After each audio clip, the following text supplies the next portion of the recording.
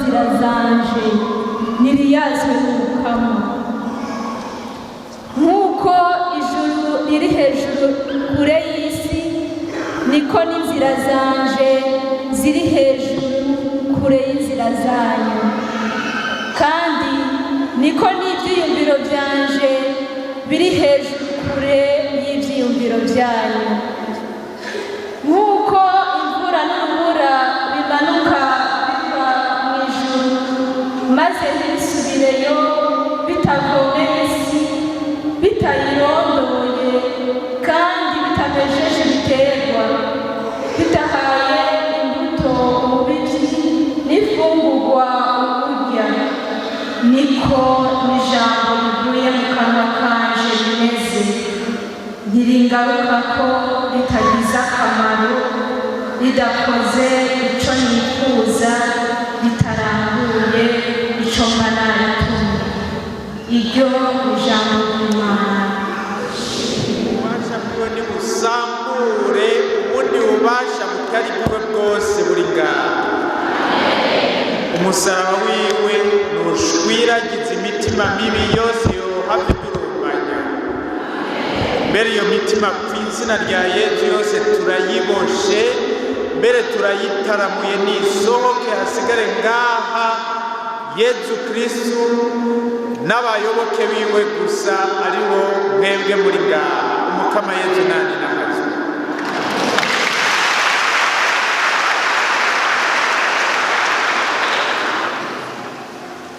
Turahimbawe cyane no gusangira namwe kuri uyu mugoroba ijambo Umukama yaduteguriye.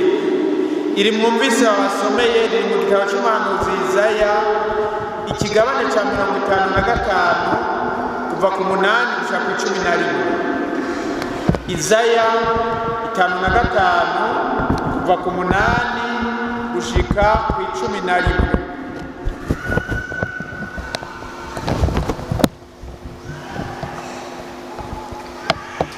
Iyi nyigisho nayise twubakire ubuzima bwacu ku ijambo ry'Imana. Twubakire ubuzima bwacu ku ijambo ry'Imana.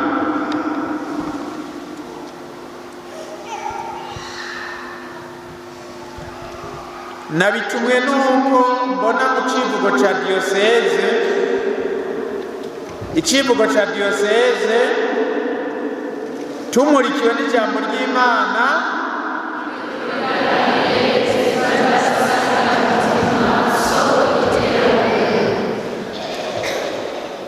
twubakiye ubuzima bwacu ku ijambo ry'Imana, byose bice bishoboka.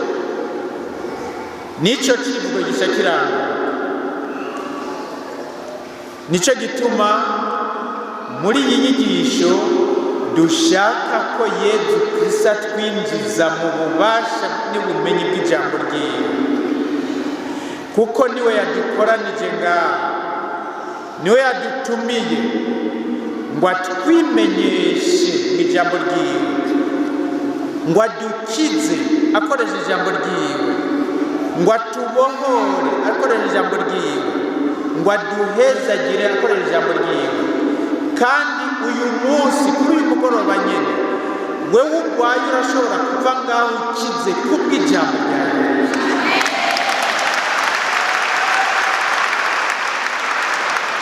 Wewe uboshwe urashobora kuva ngaho ubohotse kubw'ijambo rya Yesu.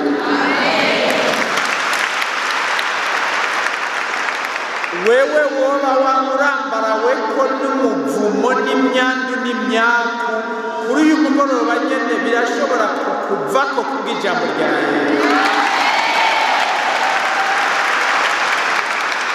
Kandi niwavyemera ivyo biraba, kuko Yesu Kristo iminsi yose mu gukiza yakoresha uburyo bubiri: ijambo ryiwe n'umubiri wiwe. Nivyo bibiri yakoresha.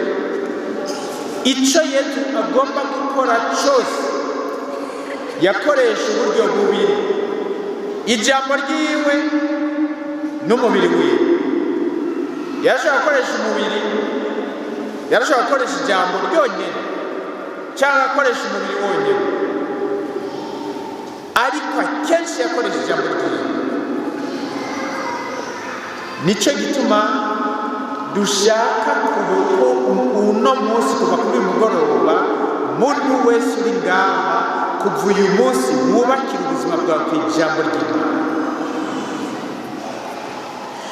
None rero ko waje uzanywe no guhura na Yesu Kristo, itegure wakire ibyiza yakuteguriye ashaka kuguha akuzanira. Ntutinye kumugurira umutima wawe, ntutinye kugurira Yesu amarembo yawe,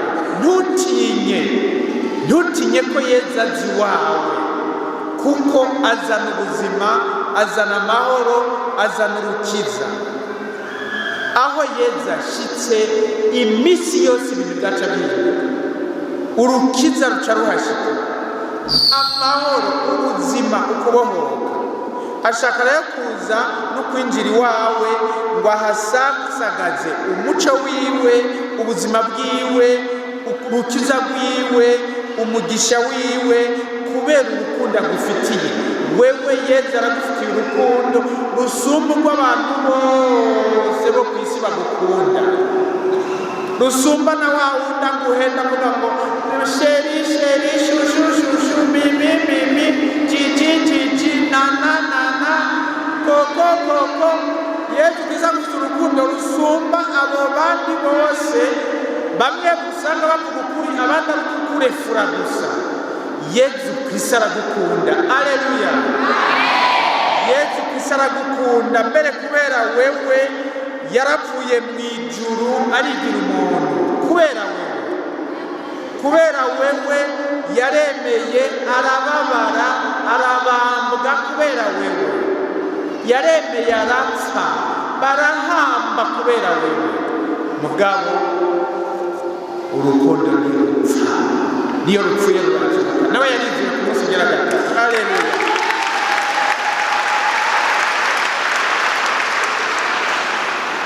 None rero nk'uko yamanutse kugira ngo ibyo byose abigukorere, niko n'uyu munsi Yesu ashaka kumanuka kugira ngo akugirire ibyiza.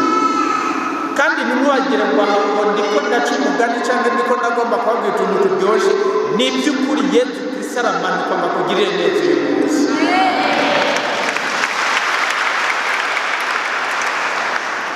Agomba kuguha ubuzima, agomba kuguha urukiza, mugabo bisaba ko nawe wugurura umutima ukamukundira akinjira. Umuririmbyi niwe yavuze ngo ugurura umwami yinjire, umubyagize mu cyicaro cyiza. Araza kandi umwugurura yarinjira, kandi yinjiye abyagiza ibyiza byiwe iwawe. Urakaza Mukama Yesu. Birabereye rero ko tumenya ko ibyiza byinshi Yesu Kristo adukorera abishisha mu ijambo ryiwe. Iyo avuze ijambo tukaryakira, icyo avuze gishya kiranguka. Nicyo gituma nashaka kubatumirira mwese kuri uno mugoroba kumenya ibintu bine biranga ijambo rya Yesu.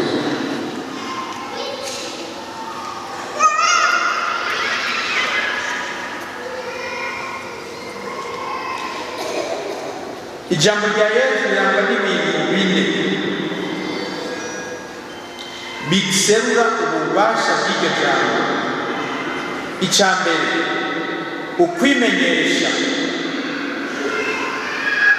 ukwimenyesha. Icya kabiri, ugukora.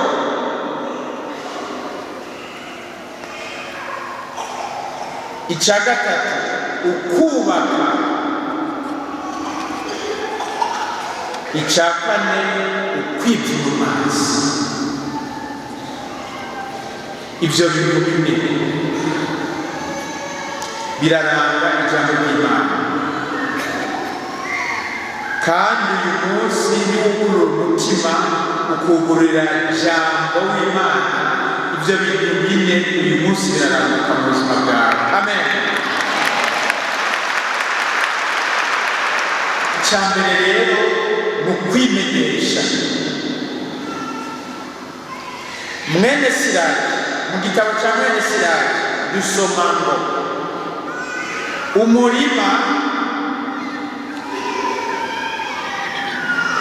bawushimira kuvyimburwa, umutima w'umuntu nawo userurwa n'amajambo yiwe.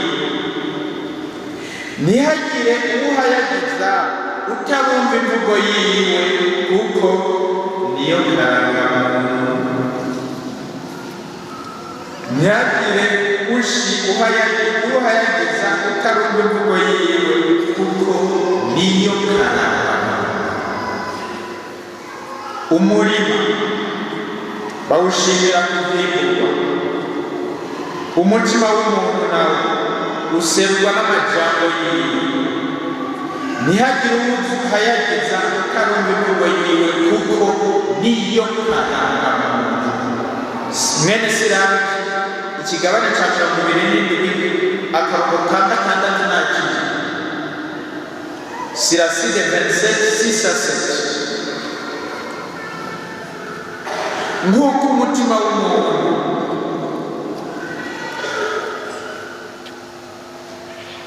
umenyeshwa n'amajambo yiwe, niko n'umutima w'Imana tuwumenyeshwa n'ijambo ryayo. Umutima w'umuntu userurwa n'amajambo yiwe, umutima w'Imana nawe tuwumenyeshwa n'ijambo ryayo. Nk'uko imvugo ya muntu ariyo karangamuntu kiwe, niko n'ijambo ry'Imana ari karangamana. Munasikia wa jamaa? Munasikia? Abanyabwenge kubera kugera Tanzania Kiswahili ni kumiyoro. Kiswahili ni twende tu. Munasikia? Ndiyo Bwana. Nk'uko imvugo ya muntu ariyo karangamuntu, niko n'ijambo ry'Imana ariyo karangamana. Mu kuyagira abantu, icyambere Imana yashatse no kubimenyesha. Imana yashaka kumenyesha abantu kuva kera na rindi mu kubayangira. Ibaruwa ry'Abahebureyi ikigabane cya 1 akarongo ka 1 rivuga ngo kuva kera Imana yarashikirije ijambo basokuru mu bihe byinshi no mu buryo bwinshi, iciye ku bahanuzi. Imana yashikirije ijambo basokuru mu bihe byinshi no mu buryo bwinshi, iciye ku bahanuzi. Umuntu umwumviriza kenshi uratebuka kumenya, ukamenya ibyiyumviro byiwe, ukamenya umutima wiwe. Mu kudushikiriza ijambo ryayo mu bihe byinshi no mu buryo bwinshi no mu buryo, Imana ishaka ko tumenya ibyiyumviro byayo. Imana ishaka ko tumenya umutima wayo. Imana ishaka ko tumenya urukundo dukunda, ibyiza tugirira n'ibyo ishaka kutugirira muri iki gihe. Tumaze rero kumenya, tuyemere, gutyo turonke ubuzima urukiza no kubohoka. Icyo nicyo cyatumye Imana ivuga kutwimenyesha, kugira ngo tugire ubuzima budahera, turonke urukiza rudahera. Icyo nicyo cyatumye n'ubu Imana gituma n'ubu Imana ivuga. Icyo nicyo cyatumye Yesu Kristo aza ku isi akavuga. Icyo nicyo gituma n'ubu abandanya avuga. Icyo nicyo cyatumye abanditsi b'Injili batwandikira amajambo Yesu Kristo yavuze n'ibikorwa byose yakoze, ni ukugira ngo tumenye Imana. Yohana wabyandika mu ibaruwa nako mu nkuru nziza yiwe, mu gusozera inkuru nziza yiwe, ngaya amajambo asozera inkuru nziza ya Yohana. Hari n'ibindi bimenyetso byinshi bitanditse muri iki gitabo Yesu yagiriye imbere y'abigishwa biwe.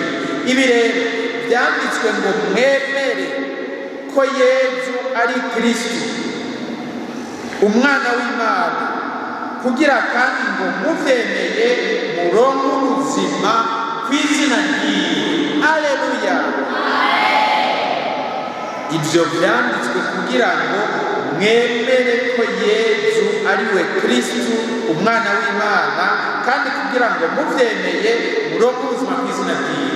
Yohani 21:30-31. Ntibigoye nawe utokumva, uragenda usoma amajambo asoze injili ya Yohani niho bisanga. None ga muvuka, urashaka kugira ubuzima muri wewe? Urabishaka? Urashaka kugira ubuzima muri wewe kandi ubuzima budahera? Ubishaka, urasoma ijambo ry'Imana ukarizigama ukarizirikana, kuko ubuzima bwabwiwe Yezu Kristo ashaka kubuduha imbere ya byose akoresheje ijambo ry'Imana. Emera Yezu Kristo avuga ati uwemera afise ubuzima budahera, uwemera afise ubuzima budahera. Yohani 6:40. Yezu Kristo nawe atwimenyesha mu ijambo ry'iwe, urisoma akarizigama akarizirikana kandi akarigendera aramenya by'ukuri Yezu Kristo, kandi amenye Yezu Kristo agaca yiza ubuzima budahera, ubuzima budahera. Kugira ubuzima rero ntihagire ubyitiranya no kugira amagara. Turazi ko abantu bakunda cyane amagara. Ndakeneye kubaza ikintu abanyabwenge niho muri kugira ubuzima no kugira amagara wotora iki? Ubuzima n'amagara wotora iki? Ubuzima n'amagara wotora iki? Na genotora ubuzima nsanze muri icyambere, kuko umuntu arashobora kugira amagara atagira ubuzima. Ukumva umuntu avuze ngo je numva ata buzima mfise, kandi mu bubyibuhe n'igihagararo asagara make, afite n'indwara agendana mu mubiri, mugabo yuzuye ubuzima, yuzuye ubuzima mu mutima, umutima we wuzuye ubuzima, umutima we wuzuye urukiza, umutima we warabohotse, akaba ntibashaka afite amagara make, kandi ugasanga uwo muntu mbere ni nonzebane, mbere niyo haje umuyaga aca ashyira amabuye mu mufuko kugira ngo umuhitane, ariko akaba yuzuye ubuzima. Mugabo akaba ubundi muntu angana na utaka atagira ubuzima. Nawe rero ubimenye, ukaba ushaka ubuzima, uwemera afise ubuzima budahera, niko Yezu avuga. Ukwemera nako kuzanwa no kwakira ijambo, kuko ijambo rya Yezu niryo ritanga ubuzima. Uwemera afise ubuzima budahera. Mbega Mukama turi bwirukire nde wubu ko ari wowe ufise amajambo y'iki? Ko ari wowe ufise amajambo y'iki? Y'ubuzima budahera, niko Petero yavuze. Turi bwirukire nde wubu ko ari wowe ufise amajambo y'ubuzima. Ubuzima Yezu Kristo arashaka kutwimenyesha, kandi umumenye acagira ubuzima. Mugabo bica mu ijambo ryiwe. None mubitegere kandi mubizirikane neza. Imana iravuga kandi ivuga kugira ngo tuyimenye. Icya mbere na mbere Imana ishaka kugira ngo mu kuvuga ni ukugira tuyimenye, tumaze kuyimenya tugire ubuzima. Uko ushaka gutera intambwe no kumenya Imana, uzoyitera mu gusoma ijambo, mu kuzirikana ijambo, mu kuzigama ijambo. Kanatsinda nk'uko mwene Siraka bivuga, imvugo ya muntu niyo karangamuntu, ijambo ry'Imana naryo niyo karangamuntu. Wewe rero ushaka gutera intambwe mu kumenya Imana, umenye ko inzira ya mbere bicamo ari ijambo ry'Imana, niyo nzira ya mbere. Bwa kabiri, cya kabiri ijambo ry'Imana, icyo mwacyumvise, ijambo ry'Imana, kubw'ijambo ryayo Imana iratwimenyesha. Imana ivuga kuko ishaka kwimenyesha. ubwa kabiri ugukora. Igikorwa cy'Imana tugisanga muri ijambo badusomeye mu mwanya uhetse, nk'uko imvura n'urubura bimanuka biva mu ijuru maze ntibisubireyo bitavomeye isi, bitayirondoye kandi bitamejeje imbuto, bitahaye imbuto umubibyi n'imfungurwa burya, niko n'ijambo rivuye mu kanwa kanjye rimeze, ntiringaruka ko ritagize akamaro, ritakoze icyo nifuza, ritarambuye icyo mba nabitumye. Amen. Niko n'ijambo ryanjye rimeze, ntiringaruka ko ritagize akamaro, ritakoze icyo nifuza, ritarambuye icyo mba nabitumye. Ni Izaya 55 kuva ku 10 no ku 11. Ngubwo ububasha bw'ijambo ry'Imana rifise muri ryo nyene ububasha, ryuzuye ububasha bwo kurangura icyo rivuga, ku buryo Imana ivuze ibikoze.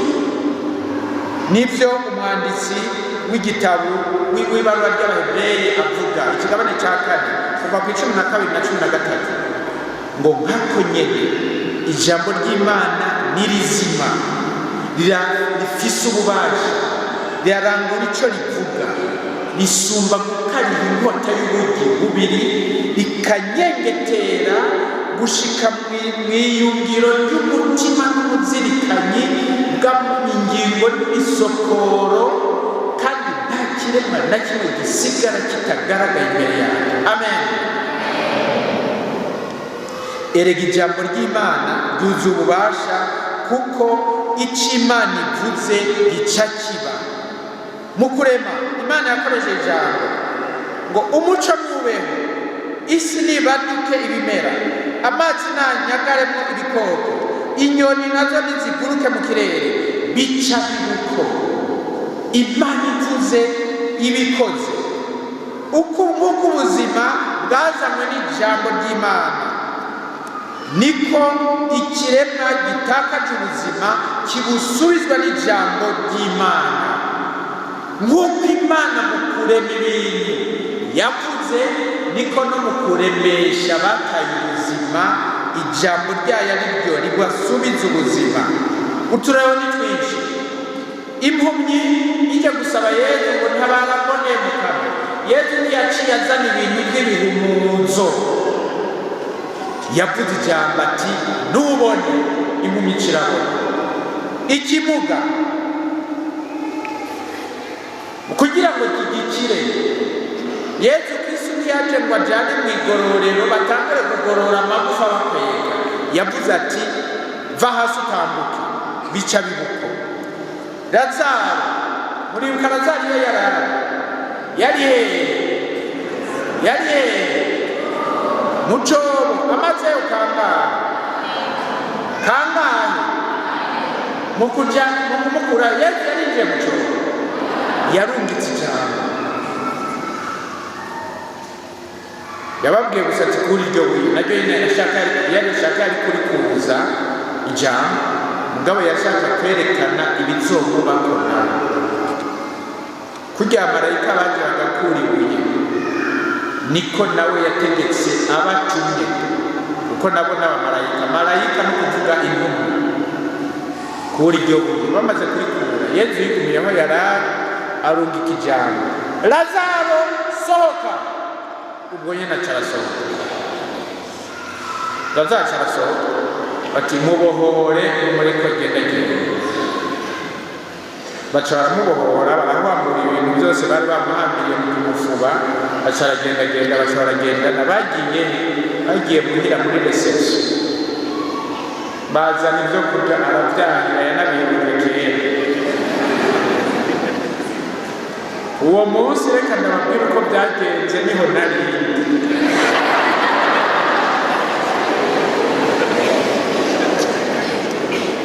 Abantu benshi baca baza kubaza Lazaro gutubonera hariya hirya bimeze gute, kuko abantu baba bifuza kumenya ibya hariya hirya na zaba amaze kane hariya hirya. Abantu rero baje kuri uyu munsi mukuru baza bamaze kumbegahaza hariya uvuye gutubonera bimeze gute. Ijambo niryo ry'Imana niryo rirangura icyo Imana ishaka. Imana ivuze ibikoze.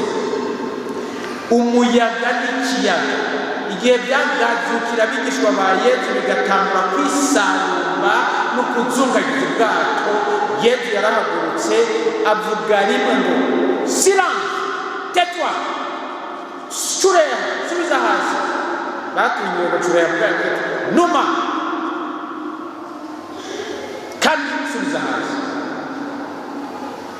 Buno nyene umuyaga n'ikiyaga bishabira numa subiza hasi. Kuva uyu munsi abigishwa nibo bamenya ko umuyaga ufise amatwi n'ikiyaga gifise amatwi. Bagira baragira ngo Imana ivuze byose kandi iryo jambo ryararangiye icyo Yesu avuze. Byumve neza rero muvukanye, ijambo ry'Imana ntaho bihuriye n'amajambo y'abantu, kuko Imana ivuze bikoze. Ijambo ryayo urisomye ukaryakira ukaryemera, ibyo bivuze bica biranduka mu buzima bwawe. Nicyo gituma hari umugabo w'umunyamerika yari umusirikare yagiye kurwana ingwano yo muri Vietnam. Abatazi iyo ngwano hari yabaye mu myaka 75, abatari bake muri mwebwe ntibari bwanabeho. Kubera rero ibintu yaciyemo, ibyo yabonye, aca aragwara. Hariho abantu bafite umutima woroshe bahuye n'ibintu bikomeye by'ibyo umutima, baca barwara indwara z'imete, baca barwara kanseri y'Inyamerika. Hanyuma amaze kuyirwara niwe nyine ubwo yayimubwiriye, duhuriye mu Rwanda mu 2003 mu gihe hari ikoraniro ry'abakarismatike bo mu Rwanda. Uyu mugabo arwaye kanseri, aragenda kwivuza hose basanga ni kanseri yo mu maraso, kandi yamaze gukwira hose. Bacaramubwira ati nta kintu kigushoboreye, genda muhira urindire ko rukwanura. Aca aragenda muhira, aca yizingira mu gitanda arindiriye ko rumwanura, bakaza baramuha gusa imiti yo kugabanya ububabare, arindiriye ko umunsi umwe urupfu ruzana ingata n'imigozi bigatwara. Mugabo abantu bemera Imana baraza baramugendera bamubwira ati erega naho bigure ko rukwanura kumva urusenge, kuko niwatangira gusenga uzogenda neza ntiwamuzogenda kandi urashobora no gukira, kuko Imana ntakina. Aca atangura rero gusenga, yategeza kuvyiga. Kubera rero ko atarazi ingene basenga, yakoresheje iki? Yafashe Bibiliya akaza arasoma amazaburi. Umunsi umwe agwa kw'izaburi 118 agwa handitse ngo sinzopfa nzohoraho kandi nzorata ibikorwa by'Umukama. Amen.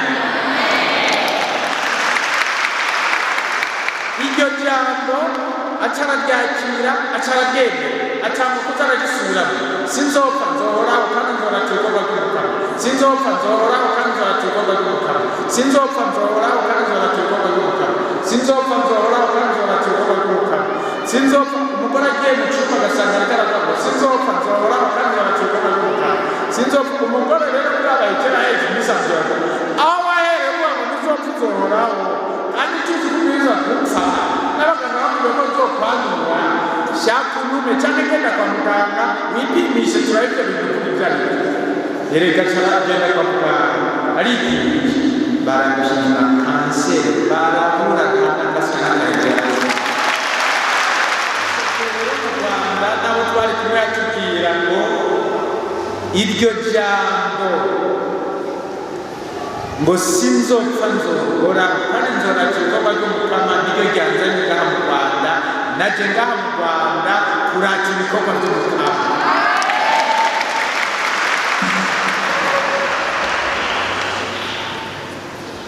Mu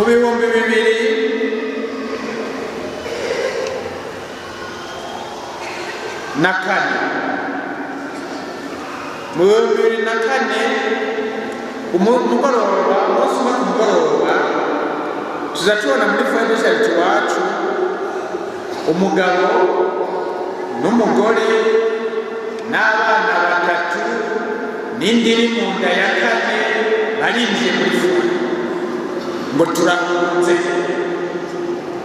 Muhunze iki? Umugabo ngo aba FNL bariko barambika ngo banyice. Ndamwakira nsikumira ati barabanje baraza bansanga ndabaye Doriya bwakije.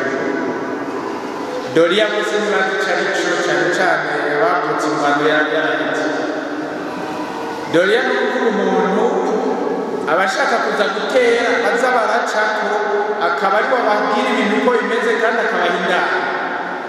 Bashaka ko agenda n'abahindana kandi baje gutera Bujumbura bashikira iwanjye kandi ndababwira amakuru bashaka kumenya. Je rero narabyanse babonye ntabwo kujya mu mutima ashaka ngo utabikoze tuzoguca umutwe. Ati baraza bwa mbere bagarutse ku ndaba basanga nagiye ku kazi bacasi babwiye umukozi uramubwira ko uza kugaruka aho sinaharana. Mu nyuma baragaruka basanga nagiye ku kazi bambwira ko tukeneye kandi adakoresha twamutumye hari icyo azokora. Ubwa gatatu baraza basanga inzu irugaye bacaja kundondera kwa mabukwe nabukwe yabakure cyane hariya muri za Bujumbura. Ati numvise bandondeye gushika bashika kwa mabukwe ndahunze ukuvuga ko jewe urupfu rwanjye rwashitse. Mugabo aguma aja ku kazi twe rero ubu ntawunze mwita ca turabakira n'uyo mugore wiwe n'abana batatu mbere hejuru zibiri wa mugore cyarabyara biranatugora kuko mu butumwa bwacu ntitumenyere ibyo gusohora ababyeyi.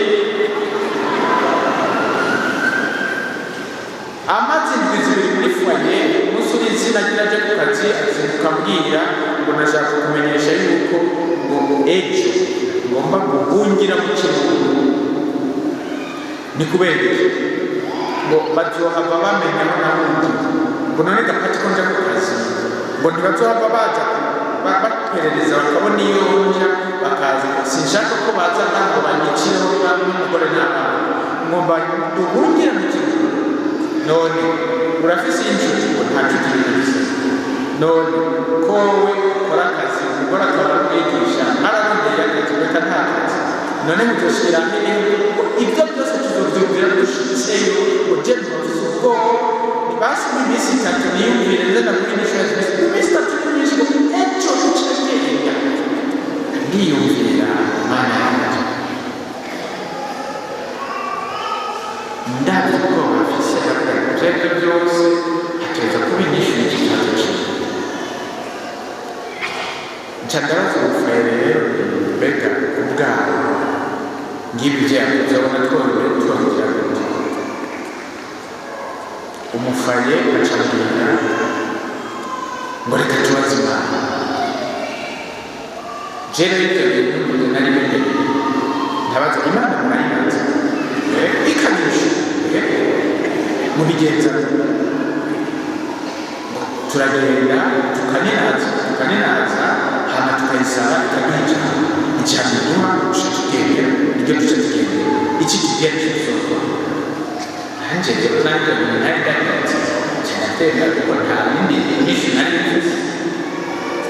Ku mugoroba wamugabo avuye ku kazi ndamubwira nti bwa bundi sinzokwigisha iminsi itatu uyu munsi ngende ndakwigisha saa mbiri mweje gufungura mwese useruke imbere y'umukama wowe n'umugore wawe n'abana n'abigabo yabo barayobotse useruke imbere y'umukama tubaze umukama icyo abashaka kuko uko ibintu bimeze uko dutegerezwa kumenya icyo Imana ishaka ko dukora ikibazo gukora saa mbiri bose barasohoka imbere y'umukama dushira Yesu ku ngoma turamuninaza jewe rero nkaba nibaza ngo wa mufura yambwira bya bintu baza gutora ijambo nza numva ko nyongorera gutora ijambo jewe karabaye none ibyo bintu jewe ntabyo nigeze ngira kuva niga amashuri ntabyo nabigere ngira ntabyo nabigere ngo n'ikindi cyorewe kabo ni pati sinzi budani utinyirwe ntatinda n'imwinjira ndafata rero igitabo cy'ijambo ry'Imana ndabwira Yesu ubu rero ngira ndamurinda wewe rero duha ijambo kandi urabona igihe turimo si icy'ubufu uduha ijambo ritomoye ridakeneye ko turondera insiguro yindi ndabwira Bikira Mariya wewe wabyaye byara cyangwa ahantu karama nchanga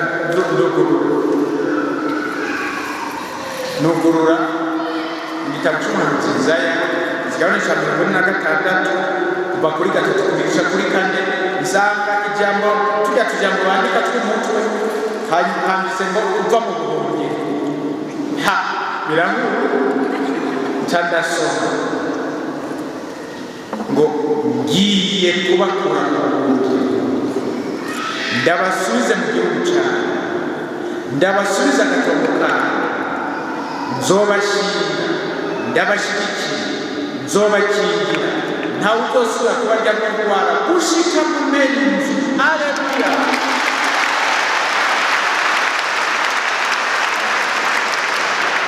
duhejeje kubisoma wamenga twese duciwemo n'umucanga w'umuyagankuba duca turumva ko iryo jambo ari Imana ivuze kandi ari duca turakomera amashyi Yesu uraryaze urarivumerera cyandabwira wabo ibyo kuja mu kirundo kuramo kandi n'ahantu ngaha muri fayi turabasohora ejo muhira ararivumerera ntawe uzosubira kubarya n'indwara gushika mu meri nimwamera imvi muragana Imana ivuze gushika mu meri imvi nukuvuga gushika gupfa baca barajyana si muri 2004 cyangwa 2004 kandi muri 2003 ibihumbi bibiri na bitanu FNL yarabandanije mu Rwanda gushika mu 2009 muri iyo myaka 6 yose FNL Rwanda nta n'isanzwe yagarutse mu Rwanda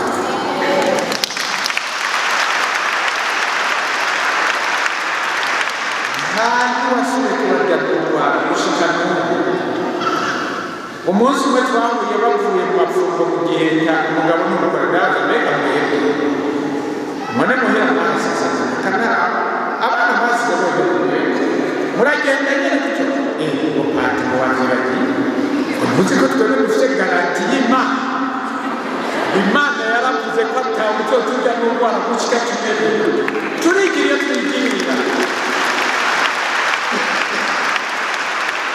twebwe turazi ko urugo rwacu Imana yaraduhaye ijambo muri ubu Imana ivuze ibikoze ijambo ry'Imana n'ibitsima rirarangura icyo rivuga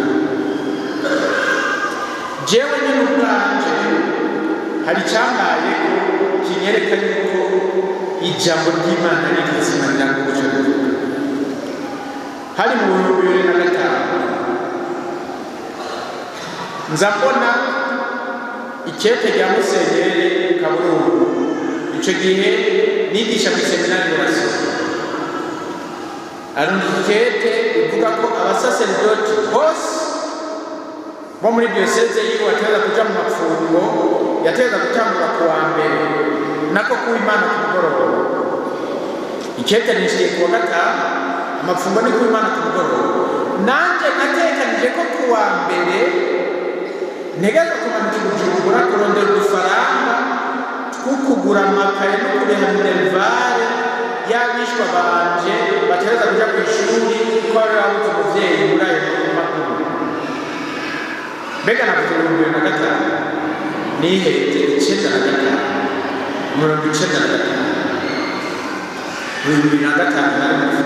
95 abishwa banje barabuze se nateza kuja kugurana amahera muri Economy General wacu ko gende Munyabujumbura kugira ngo abaronderere ibikoresho ndabahemwe bari kugatisha. Naye nabiteguye ko nzogenda kuwa mbere kuko kuw'Imana kurikira nateza kucabaza kwishuri kuw'Imana wiyo nyene yo iratangwa n'uwo wa mbere. Mbonye iryo kete rya Musenyeri Kaburungu nca numva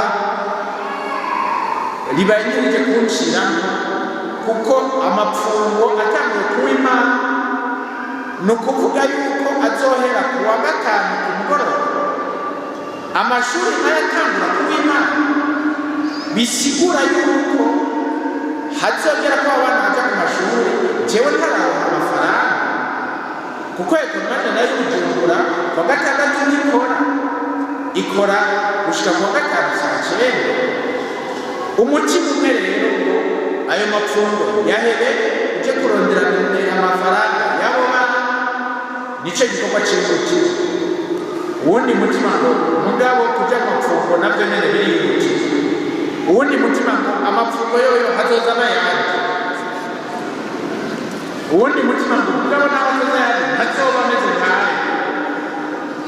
Uwundi mutima ngo none utaja kurondera amahera y'abishwa bawe ntukore icyo gikorwa cyiza cy'ubuhariko ku ishuri uzoba ukoze icyizigiye ngo nuko ugiye mu mvugo.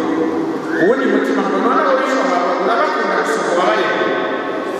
Uwundi mutima ngo Imana irafashwa kandi usaba Imana wicaye ku ziko ikagusiga imyaka.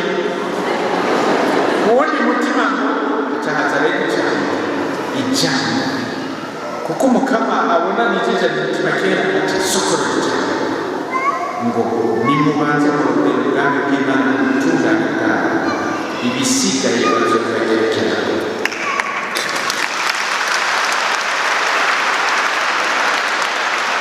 Iryo jambo rero rije ndavuga kweri ndafasha kuko ijambo ry'Imana kirazira kuritambuka ngo wingiye nca ndabwira umukama kubw'iryo jambo je prends le risque ndemeye guhitishamo kubw'iryo jambo ryawe ndagira mu mapfumu ibyo kuja kurondera amahera y'abana ndabihagaritse uzomenya ingene bizogenda. Kwa gatandatu nitegura w'Imana igenda muri ayo mapfungo.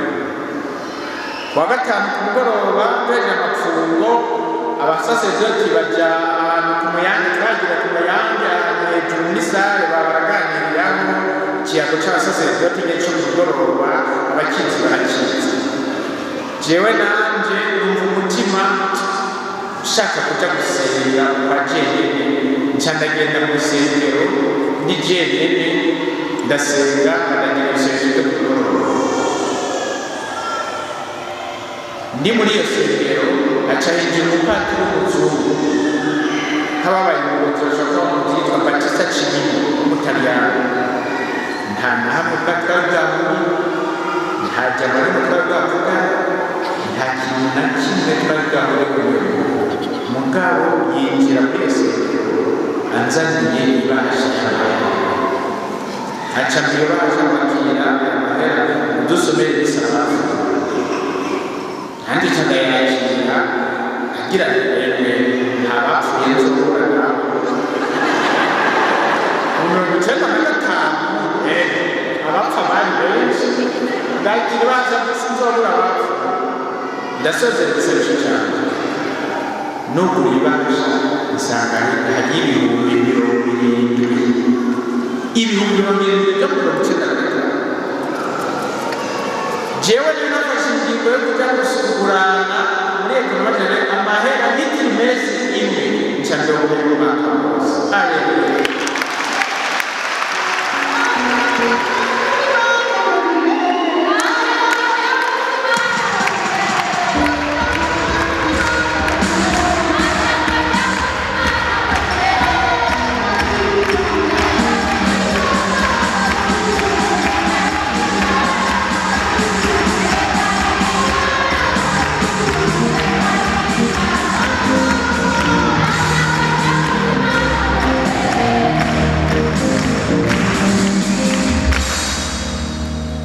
uyu munsi muri iyo sengero naratangaye Yesu, nca ndambwira ngo Yesu, ndemeye ijambo ryawe ari iry'ukuri, iryo uvuze urajyana.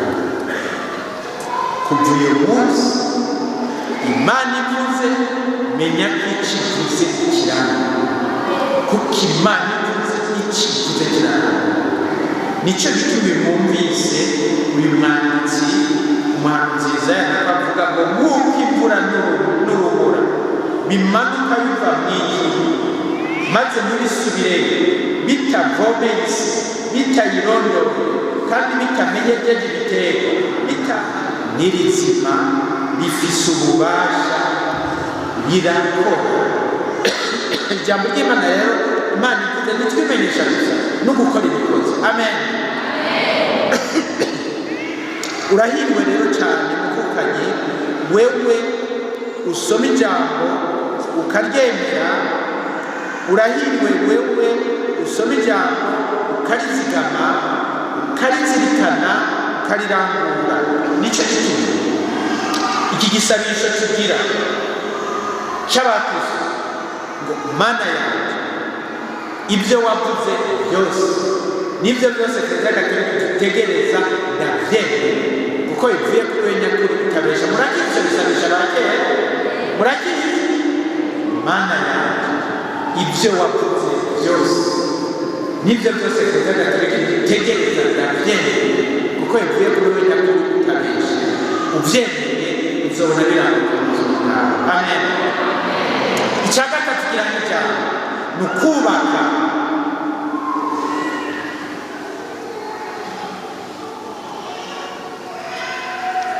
Mu Njiri ya Matayo ikigabane cy'indwi kuva ku 24 gusa ku 25 Yesu avuga ngo umuntu wese yumva ayo majambo mvuze akayakora ameze nk'umuntu w'incabwenge yiyubakiye inzu ku rutare.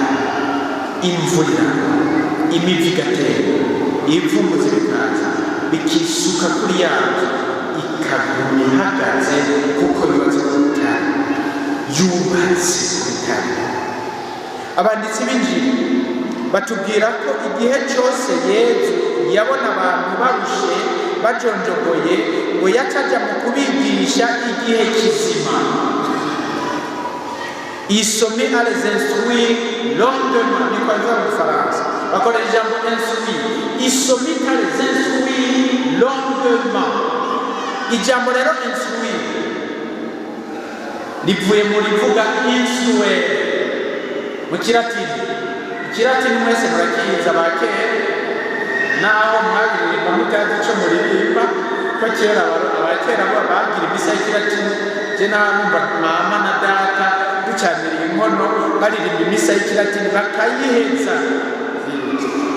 Ikilatini ndazi umuntu hajya bagira ngo kiriye iso mutama yaririmba ngo kiriwe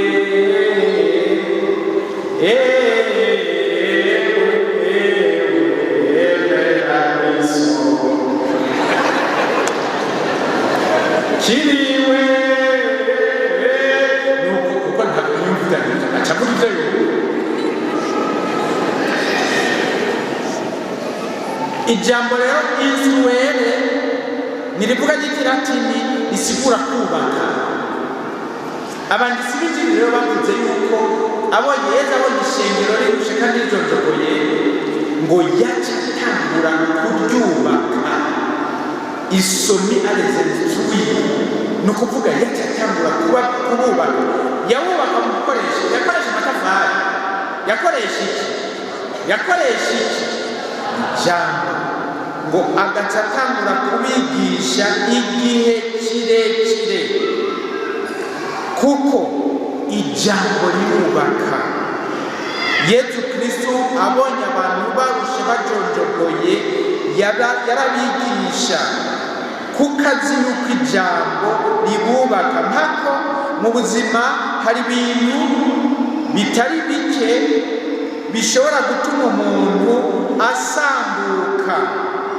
Hari ibintu mashobora kumva bikamusambura, ari ibintu umuntu ashobora kubona bikamusambura, bikamuhahamura, bikamuruhisha. Yezu abona ishengero ry'abantu rimutera ikigongwe, acatangura kububaka. Turashobora kuvuga gutyo, tangura kububaka igihe kizima, igihe kirekire. Nk'uko Imana rero yaremye ibintu ikoresheje ijambo, niko ibyasambuwe n'ibyahahamutse isubira kubiha ubuzima no kubyubaka ikoresheje ijambo. Kuko ibyo abantu barashobora gusamburwa n'ibyo baciye, barashobora gusamburwa n'ibyo bumvise.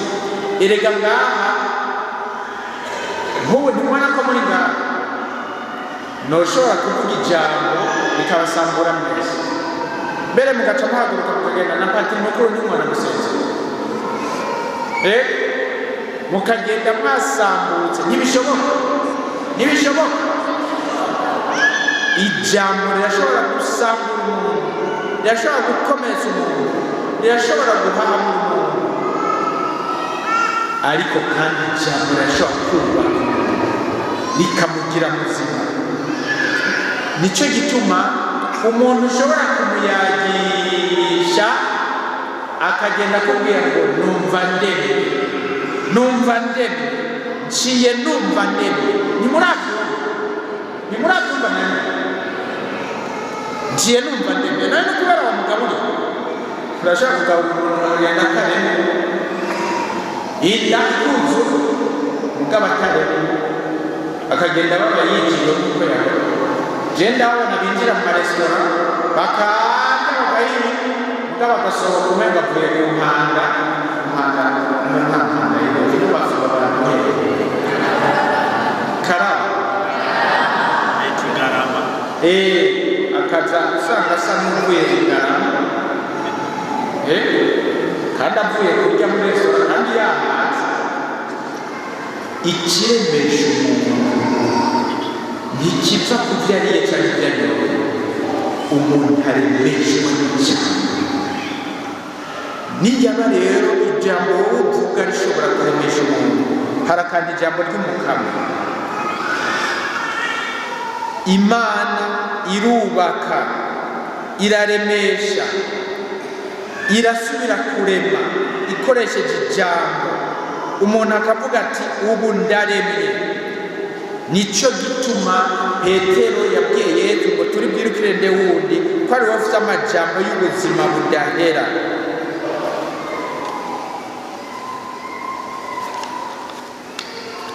Ukumviriza Yezu rero byarazanira ubuzima abamwumviriza. Ni ukuvuga ko ijambo ryiwe ryabubaka, rikabaremesha, rikabakomeza.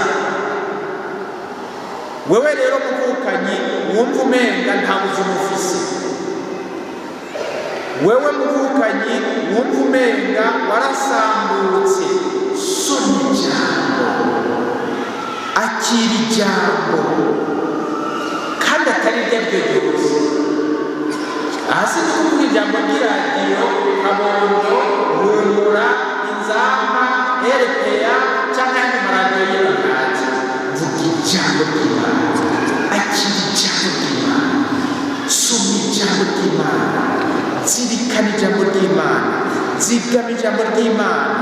Wewe wumva ko urushe ku mutima, wewe wumva ko wahahamutse, wakomeretse, wasambutse ku mutima, soma ijambo ry'Imana, uryakire. Emera ijambo ry'Imana, rizokubaka, rigukomeze, maze nawe wubakike, kandi n'umuryango wawe uwubake ukoresheje ijambo, wishimikije ijambo ry'Imana, kuko ijambo ry'Imana rirubaka.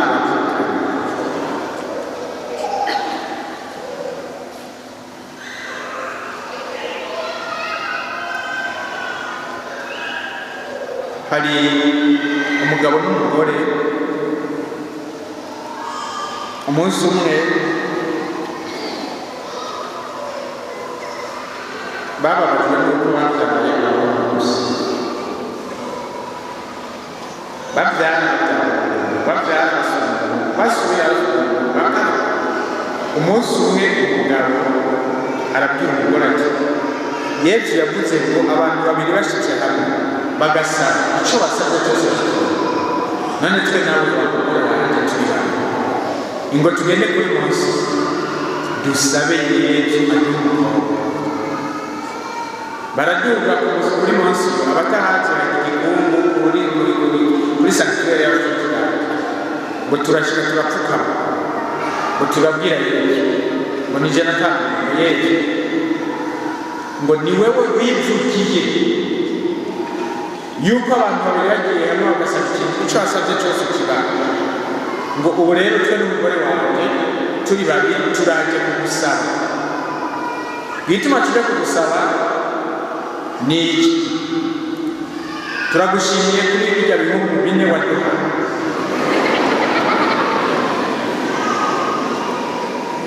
oya ibihugu yego ibihugu turagushimiye kuri bijya bihugu bine waduha umugabo rero none jewe n'umugore wanjye tuzorinda dupfa dusabire ngo natwe ntabwo ajya kudusabire urumva nawe turakeneye ko natwe uduha umukobwa natwe bajya gusabire mbere ubu rero turagusabye uduha umukobwa kandi ko turagusabye turi twabigiye inama ukaba wavuze yuko abantu babiri bagiye inama bagasaba ikintu cyose ngo turemeye kuduha inama mbere n'izina turari mu isi sinibuke turamwise izina nawe mwengamwise Grace sa Merveille ngo turamwise izina ngo tumwise Merveille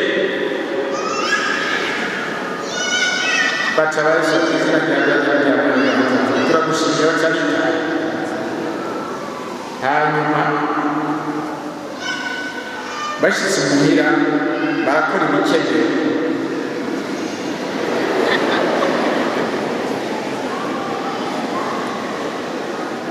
umugore arasaba ntibigeze bajya no kwa muganga kupimisha umugabo ngo je bakambaza ngo umugore wawe ari mugenzi ngo ari mugenzi mbere y'umugore umukobwa kandi yitwa Merveille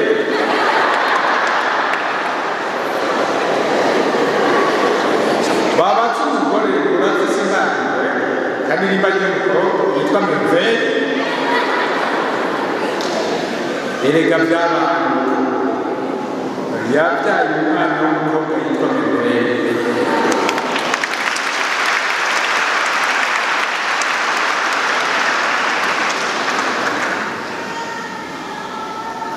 murumva ijambo ry'Imana ryera riraranga nk'ubu nawe rishaka gusaba Imana yisabe ijambo Imana iguhaye rigere uzobona riranga mushaka ikintu fatije inama muri babiri batatu mugende mugisaba icyo kintu Imana izokirangura nicyo gituma iri jambo Yesu yavuze ngo umuntu yumva amajambo mvuze akayakora ameze nk'umuntu w'incabwenge yiyubakiye inzu y'ubutayu imvura iragwa imivu igatemba imvumbuzi bikaza bisuka kuri ya nzu ikaguma ihagaze kuri yubatse ubutayu wumva ijambo ry'Imana akaryemera iryo jambo yarangura bwa kane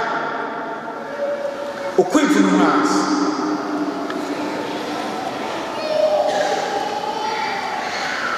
ukwivuna umwanzi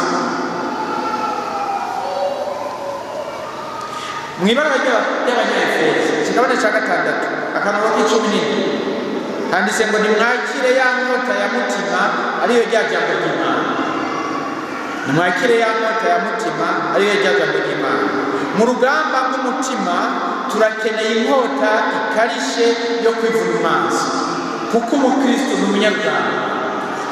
n'umunyabwanga yama ku rugamba kandi uwo barwana ntahunikira ntasinzira nicyo gituma umukristo azi ubwenge yamaze ko amagabira urugamba mu rugamba rero wamukeneye inkota yo kwivuna. Mukuru wacu akaba n'umukama wacu Yezu Kristo yaratweretse iyo nkota iyo ari yo n'ingene twayikoresha mu rugamba rw'umutima. Imitego yose n'inyoshambi zose Shetani yamuteze, Yezu Kristo yayivuna akoresheje ijambo ry'Imana. Shetani iti bwirizwa umwana w'Imana bwiza amabuye acika imikaka. Yezu asokorara ya nkota, handitswe ngo umuntu atungwa n'indya gusa, atungwa kandi n'ijambo ryose riva mu kanwa k'Imana.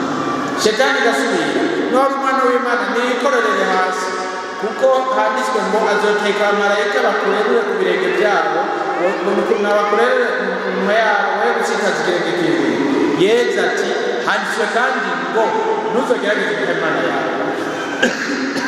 Shetani yasubiye umujyana ku musozi muremure, bimwereka ubwami bw'isi yose n'inganji yabo, mubwira iki niwikororere hasi. Ndaguha nako imubwira ngo niwaba kurya bwami bwose n'inganji yose ndabiguha niwavuga mukansera. Yezu asokorera ijambo vugwaho iwashitani, handitswe ngo uzusenga Imana gusa, iyo usenga Imana yonyine wikorere yose. Yezu mu kwivuna Shetani mwumvane ibyo yakamushyikiriza, yasokorera ijambo, kandi iryo jambo yasokorera ijambo afise mu mutima. Ni ukuvuga nawe ubwirizwa kugira ijambo wivunisha ukivuna umwanzi Shetani tumwivunisha inkota ikarishe y'ubugi bubiri, ariyo jambo ry'Imana. Kandi iryo jambo si ryiza kurondera muri Bibiliya. Mwiyumvira ko iyo Yezu Shetani imuteye ubwiriza amabuye acika imikaka, atajambo afise mu mutima, agaca arondera igitabo ngo Shetani arondera ndani ngenda kwishura. Ndorera Shetani ko narondera ibyo nza kukubwira. Yezu yarafite ijambo mu mutima, nawe wivuna umwanzi ijambo ufise. Nicyo gituma umukristo adafite ijambo ry'Imana n'icyasame. Umuvuzi w'ijambo agendera n'icyasame cy'umuganga. Wowe urazi ko uri ku rugamba, kandi uwo murwana ntasamara, ntaruhuka, ntasinzira, ukabaho wowe n'icyasame cyo ngaho atankota ufise. Nari iyo habaye nari guca ku mukristo wese nkamubaza, inkota yawe ni iyi? Inkota yawe ni iyi? Inkota yawe ni iyi? Utereza kugira ijambo mu mutima, ijambo ugenderako, ijambo wubakirako, rikubera ishingiro ry'ubuzima bwawe.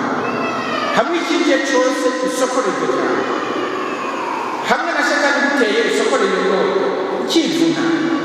None umuntu abaye atagira ijambo yivunisha, abaho yasamye, kandi umwanzi we adafite inama. Wewe rero utaragira ijambo ushingira ku buzima bwawe, wubakira ubuzima bwawe, giti iri n'iryo jambo jewe nubakiye ku buzima bwanjye, rirondere uryubakire ubuzima bwawe bugira ishingiro. Niko rero imvura niyagwa, imivu igatemba, imvumbuzi bikaza bikisuka kuri wewe, ibyo no kuvuga amageragezwa n'amagorwa n'ibintu byose bishobora gushikira, niho utazohungabana, niho utazosenyuka, kuko ufise ijambo wubakiye. Nuko mbega banyarwanda, nta bantu muri mwebwe badatunze ijambo ry'Imana iwabo. Nta bantu muri mwebwe badafise Bibiliya canke basi ubwuzuye bushasha iwabo. Ntabariho. Mwese murabifise. Hariho abatabifise. Umugabo ari ngaha adafise Bibiliya, aca kw'isoko agurisha ikoti, agure Bibiliya.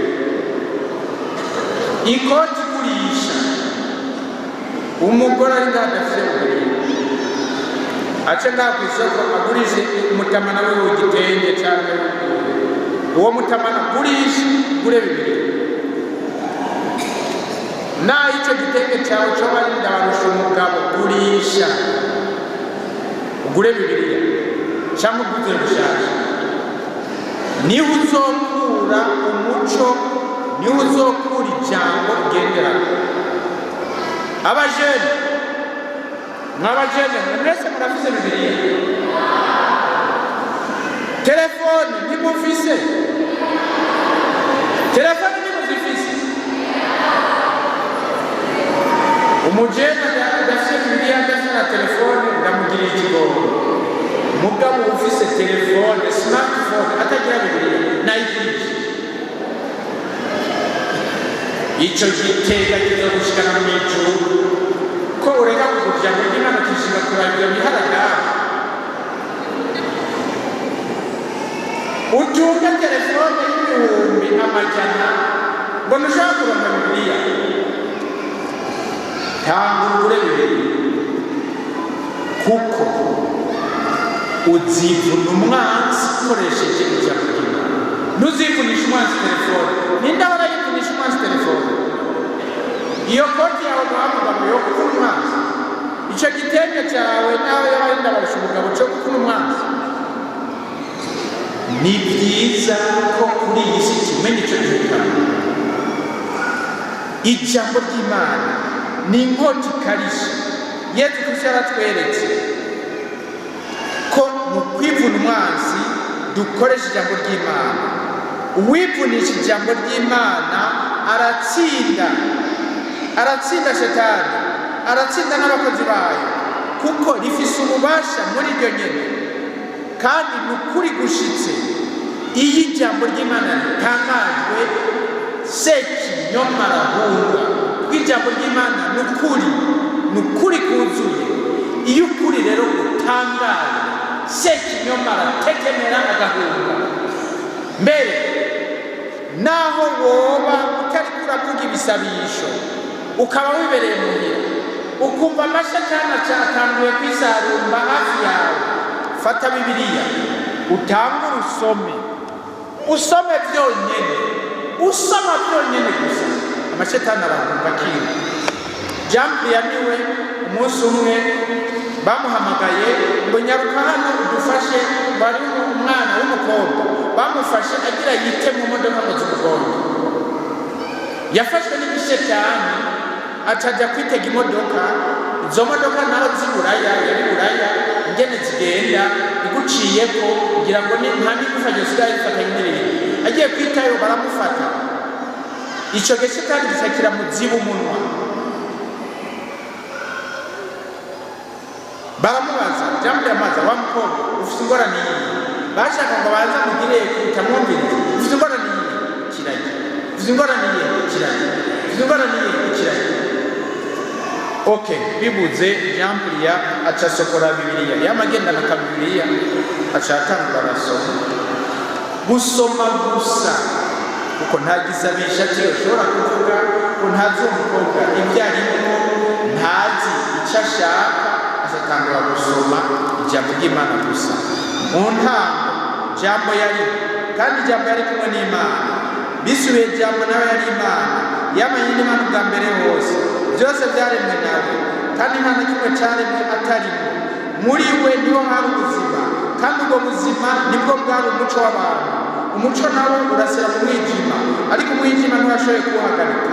Haza rero umuntu atumwe n'Imana yitwa Yohana, azanywe n'ugushinga intahe, kugira ngo ashingire intahe uwo muco, maze bose bemere kubera we. Si we yari umuco, ariko yari gushingira intahe uwo muco. Jambo niwe yari umuco w'ukuri ubonesha izina muntu wese yaraje hano ku isi. Yari kuri iyi si, kandi isi yagizwe nawe, ariko isi ntiyamumenye. Yajiwe, abiwe ntibamwakira, mugabo bamwakiriye bose, abemeye izina ryiwe yabahaye ububasha bwo kuba abana b'Imana. Abo rero si amaraso, si ugushaka k'umubiri cyangwa k'umugabo kwabibarutse, bibyariwe n'Imana. Jambo yari igize umuntu abana natwe. Ahejeje ibyo wa mukobwa atarakanguka ngo mbega nasenga hagute, nasenga hagute, nasenga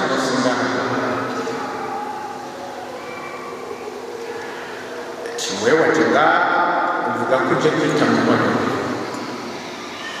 turiruka turasiganwa tukagira jewe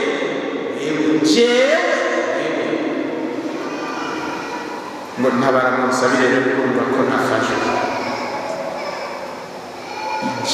gusoma ijambo gusa byambo ni ukuvuga nk'iwa utewe n'abashitani urashobora gufatira bibiri ukaguma usoma mugabo udasoma mu bwonko usoma watura shetani zishazihungira kuko ibyo uriko uravuga ni ukuri.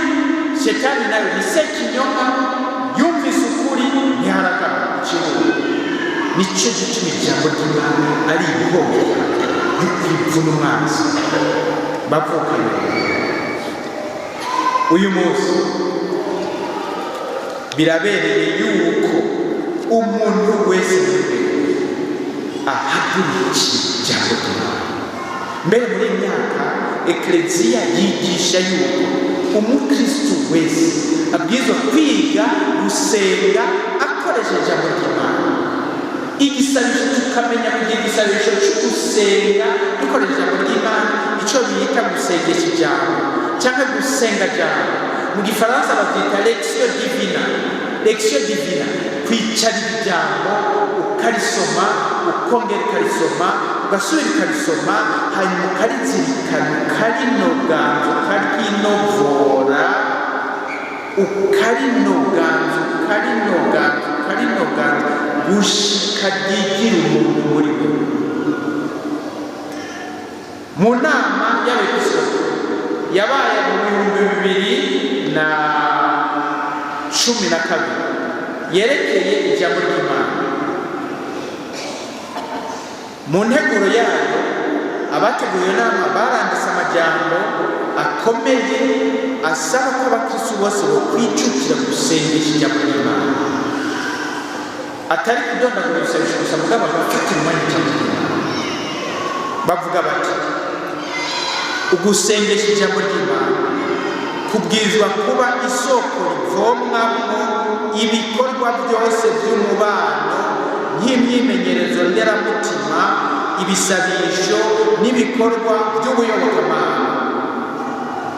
Intumbero nyamukuru ni ugushikana umuntu ku rugero rwo kuba umuntu akuze ashobora gusobanurana ubwitonzi ibintu n'ibindi biciye mu gusoma ijambo ry'Imana. Ugusengesha ijambo ry'Imana si igikorwa cyagenewe gusa abakristo bafise ibikorwa bike cyane abakanongoreye mu byo gusenga abanamba, ahubwo ni ikintu kitabonetse tudashobora kuba abakristo b'ukuri muri iyi si yataye kwemera.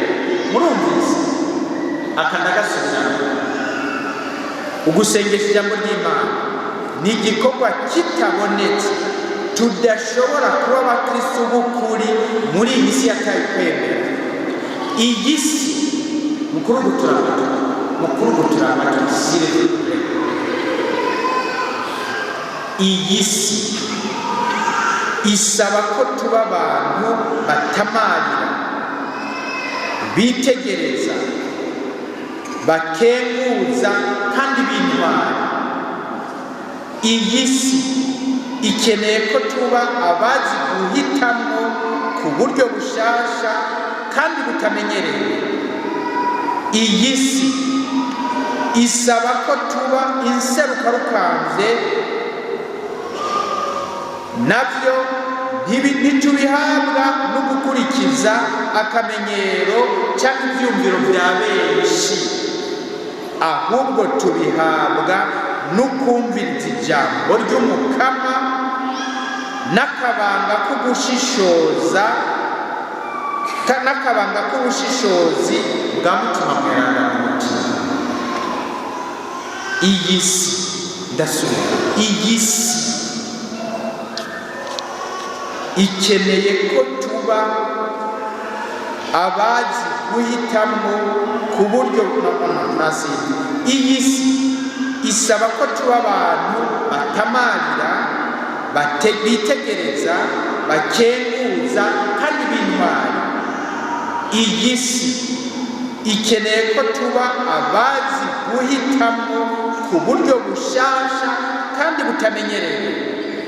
Iyi si isaba ko tuba inserukarukambye, nabyo ntitubihabwa no gukurikiza akamenyero cyangwa ibyumviro bya benshi, ahubwo tubihabwa no kumviriza ijambo ry'Umukama n'akabanga k'ubushishozi bwa mutima mweranda mu mutima. Munasikia murumva ijambo ry'Imana rifise ikibanza gikomeye. Nta muntu muri iyi myaka tugezemo ashobora kuba umukristo awushitse adasengesha ijambo ry'Imana. Nicyo gituma ntumereye umuntu wese muri ako kanya gusubira mu ijambo, subira mu ijambo, ijambo ryavuze ku mutima. Umuri uyu mwanya urisubiremo, umuri uyu mwanya urisubiremo, ego urisubiremo, urisubiremo kabiri, urisubiremo gatatu, iryo jambo urisubiremo. Mbere ufite n'icyo ugomba gusaba Imana, uyisabe ukoresheje ijambo. Mukama niwe wavuze uti, Mukama niwe wavuze uti, Mukama niwe wavuze uti. Reka ndabereka abantu basaba bakoresheje ijambo, muce muraba ingene ibyo basabye byaciye birangira. Mu gitabo cy'Urugo rw'Abatumwa, Petero na Yohani barapfunzwe, bapfunguwe barataha. Bashitse imuhira abiwabo abandi bigishwa baca batangura gusenga. Mu gusenga ntibagiye guparapara no kurondera utuntu bakuye kuri interinete cyangwa bakuye, basenze bakoresheje ijambo. Umviriza, bamaze kurekura Yohani, Yakobo, Petero na Yohani, barashikira abiwabo babiganira ibyo abahereza nk'uko abakuru n'abakurambere bari bababwiye. Babyumvise baca bashirira rimwe ijwi hejuru babwira Imana bati, mwumvirize, bashirira rimwe ijwi hejuru babwira Imana bati, Mukama, ni wewe waremye ijuru n'isi, ibiyaga n'ibirimwo byose. Ni wewe wakoresheje umutima mweranda n'ururimi rwa sokuru wacu Dawudi umusabyi wawe, uvuga uti, ni kuko amakungu ari mu mudugararo, ibihugu nabyo bikiyumvira ibitagira mvura. Abami b'isi barahugumutse, abatware barakorana ngo barwanye Umukama hamwe n'uwo yasize amavuta. Aha rero bariko bavuga ibyanditswe mu Zaburi igira kabiri, bariko bavuga ijambo ry'Imana mu gusenga. Ni wowe wakoresheje ururimi ni wowe wakoresheje umutima mweranda n'ururimi rwa sokuru wacu Dawudi uvuga uti, ni kuko amakungu ari mu mudugararo, ibihugu nabyo bikiyumvira bitagira mvura. Abami b'isi baragumutse, abatware barakorana ngo barwanye Umukama hamwe n'uwo yasize amavuta. Ariko basenga bakoresheje ijambo. Umviriza isha bikurikira, baca barabandanya. Nukuri Mukama muri iki gisagara Herode, Pontiyo Pilato, amakungu hamwe n'abantu b'Isirayeli barakoranye ngo barwanye Yesu umusabyi wawe mweranda wari wasize amavuta, kugira ngo barangure iby'ububasha bwawe n'ugushaka kwawe byari byatekanije kuba. None rero Mukama, itegereze ukuntu babahigira, maze uha abasabyi bawe bashobore kuyaga ijambo ryawe batarya umunwa. Rambura ikiganza cyawe Mukama, maze izina rya Yesu umusuku wawe mweranda rikiza abantu, rikora ibimenyetso by'ibitangaro. Bugingo bariko barasaba, bumva aho bari bakoraniye ariko haragigimba, maze bose buzura umutima mweranda, bakaza barayaga ijambo ry'Imana batarya umunwa. Haleluya! Ibyo basabye bishirira basabye ngo rambura ikiganza cyawe nako ngo mukama itegereze ukuntu wabahigire maze uha abasabyi bawe bashobore kuyaga ijambo ryawe bataryumva. Rambura ikiganza cyawe maze izina rya Yesu umusuku wawe mweranda rikize abantu, rikora ibimenyetso n'ibitangaro. Bugingo bariko barasaba bumva aho bari bakoraniye hariko haragigimba, maze bose buzura mu mutima mweranda bakaza barayaga ijambo ry'Imana bataryumva uko babisaba. Kuki? Kuko bisunze bashingiye ku ijambo ry'Imana. Nk'ubu ngaho dushingiye ku ijambo ry'Imana turashobora gusaba, dushingiye ku ijambo ry'Imana abarwayi bose barigana bagataha bakira. None ntimubyumvise kuko ijambo ry'Imana riri n'ubukungu riharanguza. Dupfa kubwira Yesu wewe wavuze gutya, ijambo ryawe turaryemeye. Uyu wese amerewe gutya rero abutaha akira, Yesu acabikora kuko ijambo ryawe riri n'ubukungu. Niwaryemeye icyo rikoze rivuga kirarangura. Wewe uboshwe urabwira Yesu, mukama Yesu niwe wavuze ngo umutima w'umukama ari kuri jewe kuko yansize amavuta ngo mburire inkuru nziza bose, mbwira ababoshe ko babohowe. None ndaboshwe, wavuze ko waje ngo abahoze bahowe. Ubu rero iryo jambo ndaryemeye, ubu nyene mve ngaho mbohowe. Aca kubohowa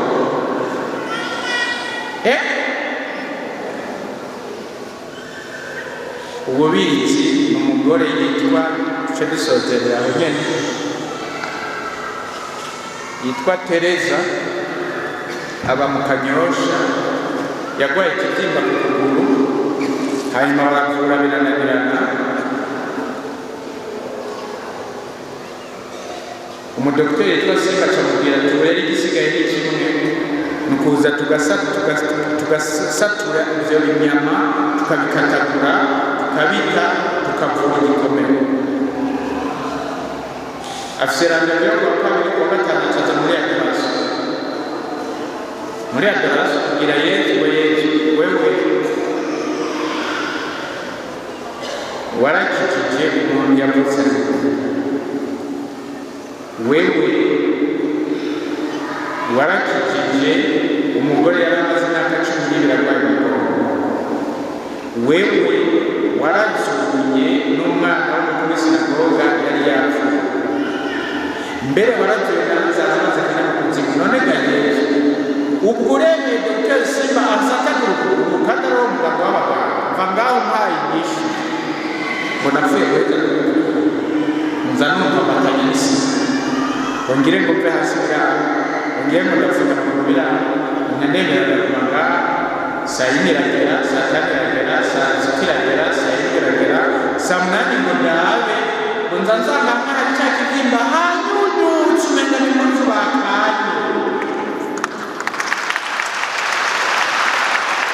ngo nca ndakanguka, ngo nca ndahaguruka, ngo nca ndagenda, ngo nshyize mu muryango ngiye ngo nza numva ijambo ngo aho rero bagiye nuko nyine, aho rero bagiye nuko nyine. Yesu yamubwiye urumva yabamuhaguruza agacabwiye nta no kuvuga mesi, aho rero bagiye nuko nyine. Ngo nca ndagaruka ngo nkora ijambo mu gitabo cya Bibiliya naho inkuru nziza nako ndazingurura ngo nca ngwa hahandi Yesu yaciye amajya hasi akabumba mu mukondo akadushyira ku mukavugu mu myagacakira. Ngo ntarabona Yesu nuko wishura uri mwiza urakoze, ngo nca ndamusenzera ngenda ndabiriye.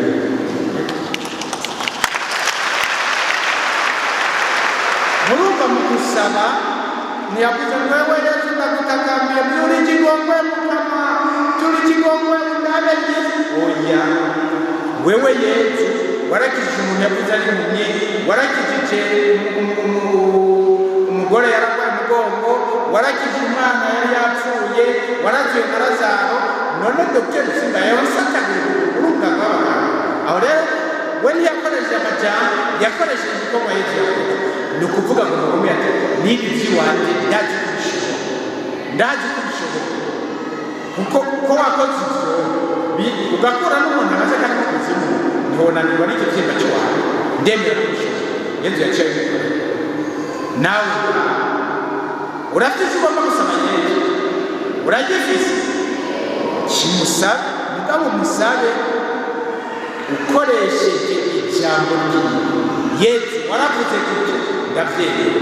Wavuze ko waje gutyorora abanyamibere, nyorora ndayifite ku mutima. Wavuze ko waje ngo ababoshwe babohoke, mbohora. Wavuze ko waje ngo impumyi zibone, jewe ndamubona. Simbona iyo mva niyonja. Wewe koresha ijambo, cyangwa ubwire Yesu ibyo yakoze.